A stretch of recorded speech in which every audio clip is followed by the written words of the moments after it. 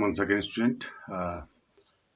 Today I'm going to be start your second chapter, linear equation in one variable. In this chapter, we will learn how to solve the equations and how we will familiar with algebraic expressions, constant variables. So, without wasting a moment, let's start the chapter. Before starting this chapter, some concept must be clear before us. तो सबसे पहला concept क्या है कि algebraic जो expression होता है क्या है और क्या अर्थमेटिक में हमको क्यों ज़रूरत पड़ती है कि हम लिटिल पार्ट को लें यानी अल्फ़ाबेट्स को यहाँ पर शामिल करें। तो इसकी ज़रूरत हमें इसलिए पड़ती है क्योंकि suppose there is a statement that कि मेरे पास कुछ पेनें थी और कुछ पेनें आपने मुझे दे दी तो मेरे पास 5 पेनें हो गई, ठीक है। तो मैं कह रहा हूँ कुछ पेनें थी। What about this कुछ, ठीक है। तो कुछ के लिए आप x को कह देंगे मेरे पास x पेनें थी, आपने मुझे 2 पेन्स और दे दी और मेरे पास 5 पेनें हो गई। तो मेरे पास पहले कितनी पेनें थी, तो उसका आंसर जानने के लिए हमको ये x लेना पड़ता है।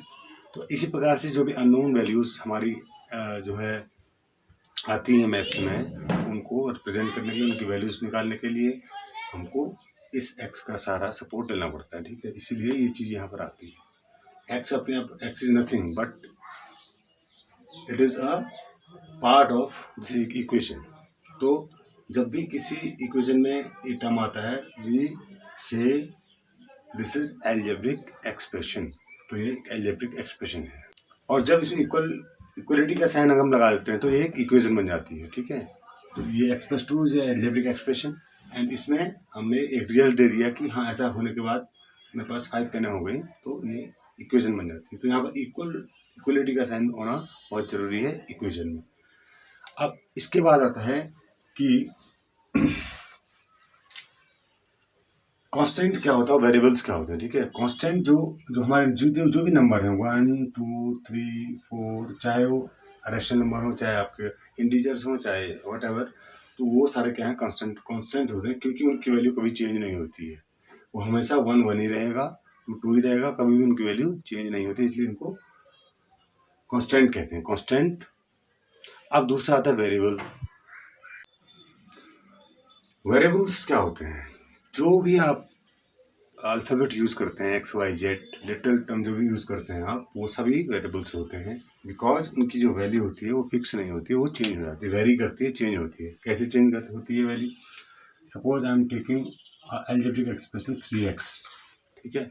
अब how can you find out the value of 3x की वैल्यू क्या होगी, ठीक है। तो 3x की वैल्यू डिपेंड किस पे करती है, x पर। x की जो वैल्यू जिसके अकॉर्डिंग हमारी 3x की वैल्यू होगी, ठीक है। सपोज हम x की वैल्यू 1 रखते हैं, हम कहते हैं कि x की वैल्यू अगर 1 है, इफ x इज 1 तो तब इसकी वैल्यू क्या होगी, तो 3 इंटू 1 3 होगी। If x is equal to 2 तो 3x में 3 इंटू 2 6 हो जाएगी। If x is equal to 3 then the value of 3x is 9। तो इसकी वैल्यू क्या हो रही, 3 थी पहले, फिर 6 थी, फिर 9 हो गई, तो चेंज होती जा रही है, ठीक है। लेकिन कभी क्या 1 2 3 की वैल्यू भी चेंज हो सकती है, नहीं, नेवर। तो वो कांस्टेंट हो जाते हैं और ये वेरिएबल हो जाते हैं, ठीक है। तो वेरिएबल में हमारी वैल्यूज हमेशा चेंज होती हैं, तो इसलिए इनको वेरिएबल्स बोलते हैं। जो जिसके साथ भी जिस भी नंबर के साथ अगर आपका x हो या y हो, z हो, p हो, t हो, वो सारे वेरिएबल्स होंगे, सारे के सारे उनको वेरिएबल्स बोलेंगे। Suppose I am taking equation 3x plus 4 equals to 7। अब ये इक्वेशन बन गई हमारी। इसमें क्या क्या है, एक तो ऑपरेशन है और दूसरा इक्वलिटी साइन है, ठीक है। तभी और दूसरी चीज़ क्या है, और सबसे इम्पोर्टेंट चीज़ जो है वो है इसकी 2 साइड है, यानी कि जैसे बैलेंस में होता है ना, 2 पलड़े होते हैं ना, तो उस पर वेट रखते हैं आप, एक तरफ सामान, एक तरफ वेट रखते हैं, तो उसको बैलेंस करते हैं। उसी प्रकार से इसको आप वेट की तरह समझ लीजिए, बैलेंस की तरह समझ लीजिए। तो ये इसका लेफ्ट हैंड साइड है, लेफ्ट हैंड साइड, और ये इसकी राइट हैंड साइड, ठीक है। और ये हमेशा बैलेंस होती है, ठीक है। और किस नंबर x की किस वैल्यू के लिए ये बैलेंस है, तो वही इसका सॉल्यूशन होगा, ठीक है। x की क्या वैल्यू यहाँ पर रखी जाए कि ये भी 7 आ जाए, तो क्या यहाँ पर 3 1, अगर आप यहाँ पर 1 रख दें तो 3 1 जा 3, 3 + 4 7, लेकिन x की 1 वैल्यू के लिए ये बैलेंस है। It is the required solution for this equation. तो इसके दो LHS RHS आपको याद रखना है, और x की जो वैल्यू निकालना वो आप आगे सीखेंगे, ठीक है। चलिए, now it is the solution of this given equation. जो हमने निकाला कि x की वैल्यू 1 आई है, how can we examine is it correct और नॉट। इसको हम चेक भी कर सकते हैं कि सही है या गलत है, ठीक है। तो we can put this value in this equation. तो यहाँ पर देखिए, यहाँ पर 2 है और इनके बीच कोई साइन नहीं होता, आपको पता है। तो 1 होगा, इनके बीच मल्टीप्लाई का साइन होता है, +5 ये हमारा LHS है, ठीक है। LHS की वैल्यू हमने निकाली कि जो वैल्यू और 7 अगर आ गई इस वैल्यू को रखने के बाद, तो इसका मतलब हमारा वैल्यू सही आई है, ठीक है। तो 2 1 जा 2 और +5 7, यानी कि हमारा LHS भी 7 आ गया, यानी LHS भी 7 है और ये तो है ही है। तो यानी कि ये बैलेंस देखिए, इनका बैलेंस, इसकी वैल्यू भी 7, इसकी वैल्यू भी 7। That means it is the only solution for this equation, ठीक है। इस तरह से इसको एग्जामिन भी कर सकते हैं।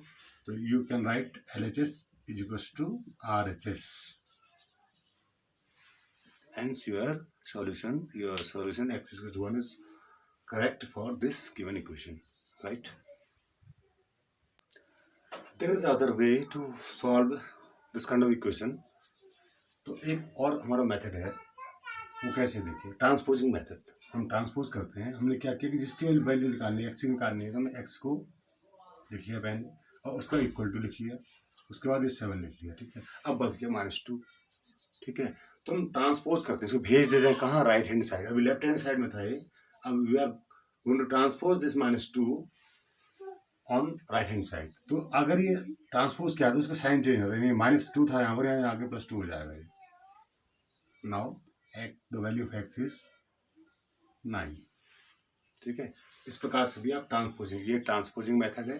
ट्रांसपोज मतलब आप इसकी प्लेस को चेंज कर देना है, लेफ्ट साइड से इसको राइट साइड भेज देना with changing their sign, right.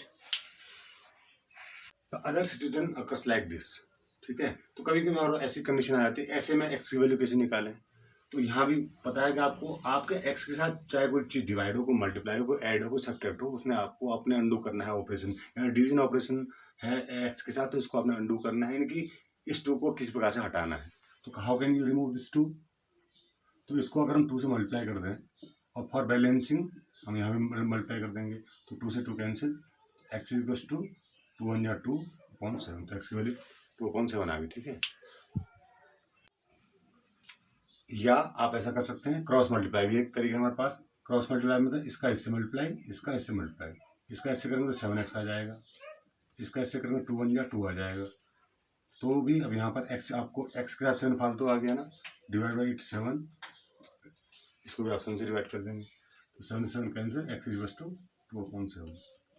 दोनों कंडीशन में आपके आंसर आ सकते हैं, ठीक है। ये जो कंडीशन हमारे साथ क्वेश्चन को सॉल्व करते समय इस तरह की कंडीशन आती हैं, तो ये आपके ये फंडामेंटल्स क्लियर होने चाहिए। Suppose it is the equation for solving. तो यहाँ पर x की वैल्यू निकालनी है, क्या करना है आपने जिसकी वैल्यू निकालनी है उसको आप पहले लिखिए, फिर इक्वल टू लिखिए, उसका इक्वल टू तुरंत बाद क्या वो लिखिए। अब बचा 3/7 विद प्लस साइन, तो इसको आपने ट्रांसपोज कर देना है कहाँ, राइट साइड में। तो ये क्या हो जाएगा, -3/7 can write by transposing, okay. तो यहाँ पर x की वैल्यू क्या हो जाएगी, 7 विल बी एलसीएम, 17 - 3 14, ये 7 2 जा, यानी कि x की वैल्यू 2 आ जाएगी, ठीक है। अब चेक करने का तरीका मैंने आपको बता दिया कि x की वैल्यू यहाँ पर 2 रखेंगे तो आपका LHS और RHS इक्वल आएगा। तो ऐसे आप चेक भी कर सकते हैं इसको।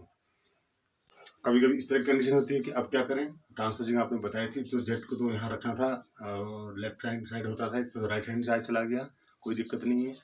आप क्या करेंगे, आप 2 को RHS से लेफ्ट साइड ले आइए ट्रांसपोजिंग करने के लिए। तो 6 तो यहाँ था ही था ऑलरेडी, 2 को इधर ले आएगा, -2 हो जाएगा, इस क्वेश्चन में केवल z बचाएगा। आपका टारगेट क्या है कि z को अकेला छोड़ देना। आपने z के साथ जो भी चीजें जुड़ी हैं उन सबको हटा देना किसी प्रकार से भी। Anyhow you will remove all things which are associated with this given z और x और y व्हाटएवर, ओके। तो यहाँ पर क्या हो गया, z की वैल्यू it is 4, we can say z equals to 4। इस कंडीशन में आप इस तरह से निकाल सकते हैं। बस आप बेसिक चीज समझ जाइए कि आप you have to be free z any unknown digit, any unknown letter, जो भी आपका जिसको भी आपने वैल्यू निकालनी है, वो उसके साथ जो भी चीज़ें जुड़ी हैं उसको आपने हटाना है, चाहे वो एडिशन में हो, चाहे वो मल्टीप्लिकेशन में हो, चाहे डिवीजन में हो। मल्टीप्लाई करके, ऐड करके, सब्ट्रैक्ट करके उस चीज़ को आप हटा देंगे, तो आप अपने इक्वेशन को सॉल्व कर सकते हैं, राइट।